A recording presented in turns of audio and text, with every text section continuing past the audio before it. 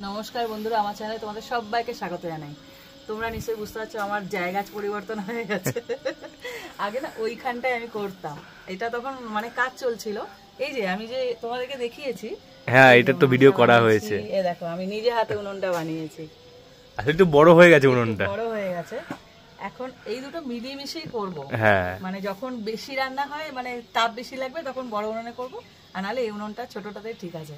আজকে কি রেসিপি নিয়ে এসেছি দেখো, পনির রাইস। এটা হলো গোবিন্দভোগ চাল ভিজিয়ে রেখে দিয়েছি ঝুরঝুরে করে, একদম মানে চালটা ধুয়েছি কিন্তু যেন জল না থাকে সেভাবে ধুয়ে রেখেছি পরিষ্কার করে। তো চলো রেসিপিটা শুরু করা যাক। প্রথমে ভাতটা তৈরি করে নেব, তার জন্য জল বসিয়ে দিচ্ছি। এই জলটা টকবক করে ফুটবে। গোবিন্দভোগ চাল তো বেশিক্ষণ লাগবে না সেদ্ধ হতে, একদম টকবক করে জলটা ফুটবে আর দেবো আর ভাত হয়ে যাবে। প্রথমে ভাতটা তৈরি করে নেবো। দেখো জলটা ফুটে গেছে, টকবক করে ফুটছে। এবার আমি চালটাকে দিয়ে দেবো। গোবিন্দভোগ চাল তো এক্ষুনি হয়ে যাবে, দেবো আর নামাবো। ধোয়া হয়ে গেছে আজকে। কেন কাঁচা কাট পড়েছে নাকি? হ্যাঁ মনে হয়।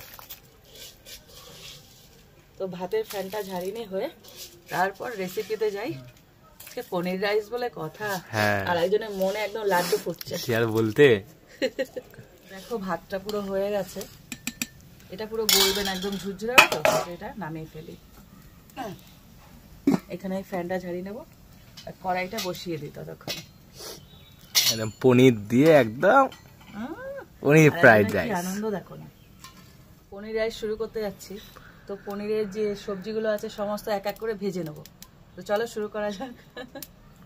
প্রথমে দিয়ে দিচ্ছি সাদা তেল। এটা না তোমরা সাদা তেলেই করো, সব সাদা সাদা তো দেখতে ভালো। হ্যাঁ তো দিয়ে দিচ্ছি সাদা তেল। একদম গরম হয়ে রয়েছে একদম। হ্যাঁ প্রথমে না ফুলকপিটা ভেজে তুলে নেবো। ছোট ফুলকপি অসুবিধা হবে না, ফাটবে না নাকি? এরকম বলিস কেন? অনেকবার ঠোসকা পড়েছে তো গায়ে, এজন্য ভয় লাগে। এটাকে পুরো লাল করে ভেজে নেবো। প্রত্যেকটা সবজি না এইভাবে ভেজে নিতে হবে, তবেই হবে স্বাদ। হ্যাঁ দেখো ফুলকপিটা পুরো লাল করে ভেজে নিয়েছি। এবার আমি ফুলকপিটাকে তুলে নেব। লালচে ব্রাউনি হয়ে গেছে। লালচে ব্রাউনি ফুলকপিটা না এরকম যত ভাজা হয় না, খেয়াল করে দেখবে। আমি কি এই অবস্থা খেতে পারবো? না খাওয়া যাবে না, তবে ফুলকপি যত লাল করে ভাজবে স্বাদ হয় তার। হ্যাঁ টেস্ট আসে খুব সুন্দর। এবার আমি দিয়ে দেবো গাজরটা। প্রত্যেকটা সবজি এরকম ভাবে ভেজে নিতে হবে, তবে এই যে কি স্বাদ লাগে ভেজে নেওয়ার পর। গাজরটা সবচেয়ে সবজি তো একটুখানি ভালো করে ভেজে নিতে হবে। দেখো গাজরটা কি সুন্দর করে ভাজা হয়ে গেছে। এবার আমি তুলে নেব। ফুলকপির পাশে চলে যাও, সব পরপর চলে যাও। হ্যাঁ কি সুন্দর লাগছে, সাদার পাশে কমলা। হ্যাঁ দারুণ লাগছে দেখতে। তোমার শাড়ির সঙ্গে মিলে গেছে, তোমার শাড়ির সাদা কমলা। হ্যাঁ তো আমি খেয়াল করিনি তো। এবার আমি পনিরটাকে ভেজে নেব। অন্যদিন পনিরটাকে একটু নুন হলুদ সব মাখিয়ে নিই, আজকে কিন্তু কিচ্ছু মাখাবো না, সোজাসুজি দিয়ে দেবো তেলে। একদম কাঁচা চলে যাবে। হ্যাঁ একটু হালকা করে ভেজে নেবো, খুব বেশি ভাজার দরকার নেই।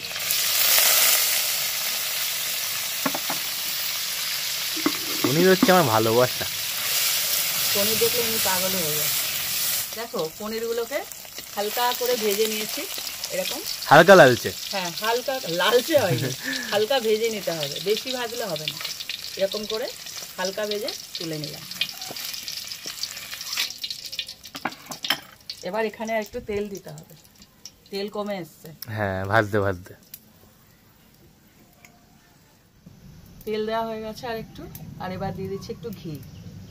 পনির রাইস বলে কথা, একটু ঘিয়ের ফ্লেভার না হলে ভালো লাগে কি? আর দিয়ে দিচ্ছি গোটা গরম মশলা। এখানে আছে ছোট এলাচ আর দারচিনি। এটাকে হালকা নেড়ে নেব।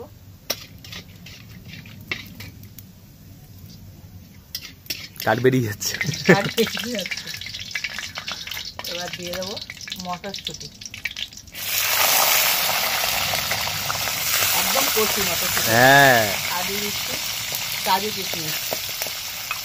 না পালিয়ে গেল, পালাচ্ছে কড়াই ছেড়ে, সব পালিয়ে যাচ্ছে। আর এবার দিচ্ছি যে ভাজা ফুলকপি আর গাজরটা, উচ্চিংড়ের মতো লাফালো, একদম কচি তো। হ্যাঁ যেই তেলে পড়েছে ও লাফালাফি শুরু করে দিয়েছে। 3-4টা তো পালিয়ে গেল এরকম ভাবে। এবার হালকা নেড়ে নেবো, সব ভাজাই আছে। এবার দিয়ে দিচ্ছি লবণ, স্বাদ মতন লবণ। হ্যাঁ লবণটা না একটু দেখে শুনে দিতে হবে, যেটা আমি সবসময় বলে থাকি, তোমরা মনে হয় খেয়াল করেছো।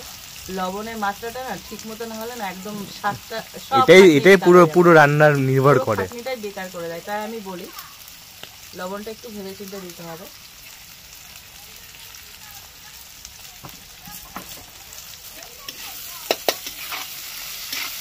দেখো সবকটা না ভাজা হয়ে গেছে, যেহেতু মটরশুঁটিটা শেষে দিলে একটু ভেজে নিলাম। এবার দিচ্ছি আদা, এভাবে গ্রেট করে দিচ্ছি। আদার ফ্লেভারটা না এখানে একটু বেশি যাবে, যেহেতু নিরামিষ রান্না। নিরামিষ রান্না আদাটা বেশ যায় ভালো। নিরামিষ রান্না আদাটা একটু বেশি দিতে হয়, ফ্লেভারটাকে টানবে। এটা বেরিয়ে যাচ্ছে। এবার দিয়ে দিচ্ছি গোলমরিচ গুঁড়ো, যেহেতু এখানে কোনো লঙ্কার গুঁড়ো লঙ্কা কিছুই পড়বে না, তাই একটু গোলমরিচ গুঁড়ো দেবো। এরকম একটা স্পুনের 1 চামচ। ঝাল ঝাল হবে, হালকা ঝাল, হালকা, মানে একটা স্বাদ আনবে, ঝাল হবে না। হ্যাঁ এবার নেড়ে নেবো ভালো করে। ভিজি গেল তোমার পাশ দিয়ে, ভেজে গেল, হাই আমি ওকে ভেজে ফেলবো। দিয়ে দিচ্ছি হালকা এটা ভাজা জিরের গুঁড়ো। কি কালারফুল হয়ে গেছে, সবুজ সাদা অরেঞ্জ, খেতেও খুব সুন্দর লাগে। হ্যাঁ এবার দিয়ে দিচ্ছি চিনি, যেহেতু নিরামিষ আর পনির আছে একটু তো মিষ্টি মিষ্টি হবে, দিয়ে দিচ্ছি চিনি। জমে গেছে নাকি? হ্যাঁ সে আর বলতে। পুজো আর্চা হলে বাড়িতে কিংবা নিরামিষের দিন এই রেসিপিটা একবার ট্রাই করে দেখো, অপূর্ব অপূর্ব খেতে, এত ভালো লাগে। এবার একদম শেষে যাবে আসল ব্যক্তি, সে হলো পনির, কেন উনি তো খুব নরম, তাই জন্য আগে গেলে ভেঙে যেতে পারে। এইবারে পনিরটা দেওয়ার পর হালকা হাতে নাড়তে হবে। এতক্ষণ যেমন তেমন নাড়ছিলাম, কিন্তু পনির দেওয়ার পর হাতের এরকম নাড়া না একটু স্লো করে দিতে হবে, হালকা হাতে নেড়ে। এবার আমি যে গোবিন্দভোগের চালটা বানিয়ে রেখেছি, মানে ভাত, সেটাকে দিয়ে দেবো, আস্তে আস্তে মেশাবো। ওটা হাতার সাহায্যে হালকা করে নেব আর মেশাতে থাকবো।